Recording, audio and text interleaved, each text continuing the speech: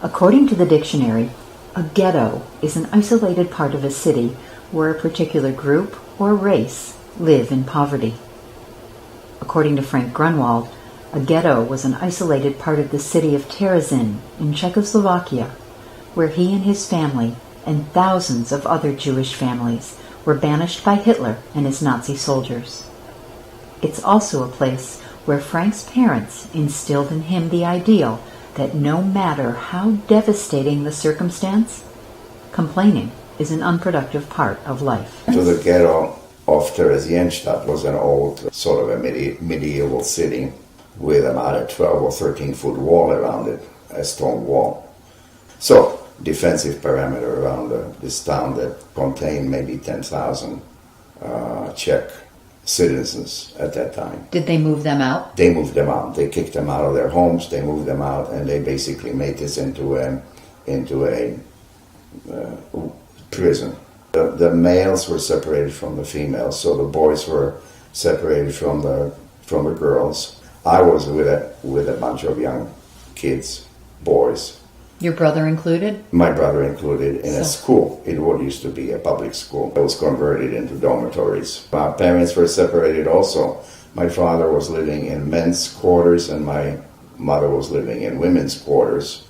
There were a lot of army barracks in that town.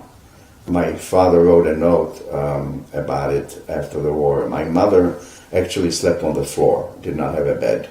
So she was in women's barracks, but without any beds. Because there were so many. There were so many, and there was no furniture.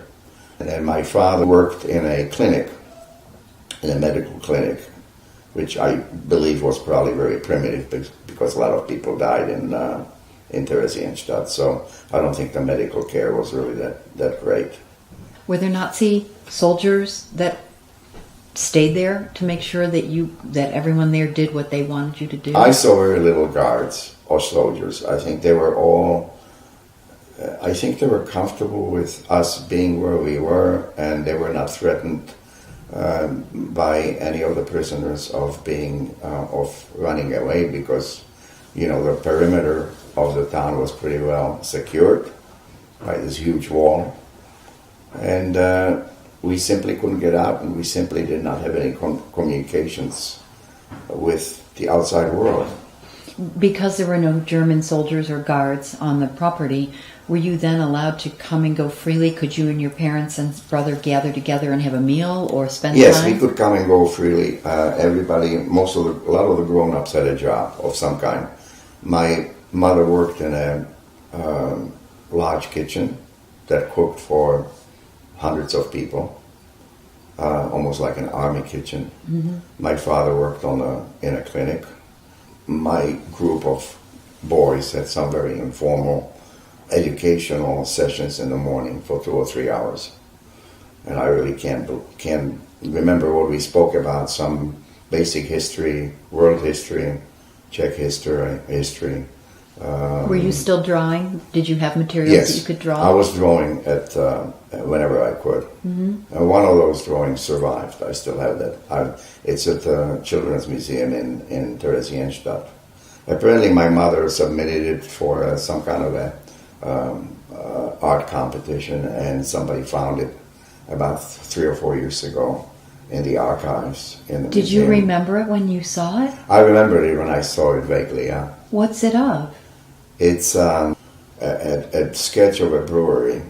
It shows a wall, and then it shows the brewery outside the wall with a chimney, and it's called the Old Brewery. Well, I guess that makes sense because beer is a common part of it. Oh, yeah. Czech beer is, world-renowned, so, oh, yeah. In trying to equate this somehow, in my own mindset, I think about your parents, your father working in rudimentary medical setting, and your mother in a kitchen that's much more difficult than anything she's ever experienced. Were your parents bitter? Did they talk bitterly about what had happened? Never heard a bitter word from my parents. They were never negative about anything in front of us. How? How is that possible? It's amazing. It's just absolutely amazing. It just shows a certain personality and certain sensibility that tells you that complaining about something is really it's not an effective way of conducting your life. It's not productive, and particularly in front of children. I never heard him say anything negative or that suggested that any one of us were victims in any way. I think I hear what you say, like why it's not productive, so on and so forth. To me, it's more like what strength of character they had. That's it. To not Definitely. do those things. And to be aware of it, to remind yourself of it. How long are you in this walled community? Well, what was interesting about what happened was that I was in the room one day, and this boy comes in, one of the boys that was staying there, and he's all upset and crying. And I asked him what happened, and he said, "Well, my grandmother just took an overdose of sleeping pills." And I said, "Well, so what do you know about it? Why did she take the overdose?" Apparently, she was told that she's going to be shipped east. And that's when I realized that this was a transition camp, that this was not a permanent location for us. So, to go back a minute, when you were in the middle of this, did you and your parents sit down and talk about it? Where you were and why you were there? I mean, I know they had a good attitude, but you must have had questions. Well, we spoke about it. We said, we are here. We are limited in our movement. We may stay here for a long time. We don't know. We didn't know. And I have a feeling that my parents knew that this was a transition camp. They must have known because they saw and knew of people being transported out every week or every few weeks. Okay. But we as children did not know this. Okay. And so I think it was kept away from us. So when he came in, he basically blew the whole thing open for me. That's when I realized that this was a transition camp, and that this may not be a permanent location for us.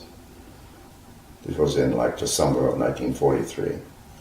And in December of 43, we were told that we need to assemble at the railroad station in Theresienstadt, and we were transported in 2 trains. There was roughly 2,500 people in each train. The train ride was in cattle cars, so the cattle cars had no windows to speak of. They were built for cattle, for transporting cattle, and 2 big sliding doors that opened up, and no place to sit except on the floor. You and your parents and brother traveled together? Yes, in the cattle car, with no food. We had a bucket for water and a bucket for human waste.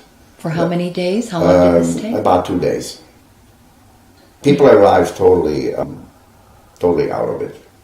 Some people were so tired they were hallucinating, hungry, thirsty. And you were 10? Are we in the age range of 10 now? Yeah, I was about 10 and a half at that point. Tell me what you remember. Can you remember your thoughts? Or did you try not to think? I can't remember my thoughts really. It was just trying to somehow trying to adjust yourself to the situation and to survive that that trauma of being on the floor for I don't know how many hours, 45 or 50 hours, with virtually no food and just some water. I can't imagine not turning to your mother or your father at some point and saying, "I'm just hungry," as a child. I don't think I would ever say to my mother, "I'm hungry."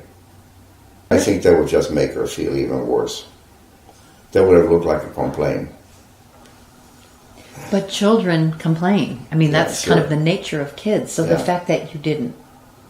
No, I mean, I don't think anybody did. I don't think that was just me. I don't think anybody did, because when a situation is hopeless and you know there is no food, I don't think you announce to anybody that you're hungry because they are all hungry. So you're not saying anything that they don't know or they don't feel. So it's like being in the dark and saying to everybody, it's really dark here. Yes. Okay. You know, I kind of hear ridiculous. you. I hear you.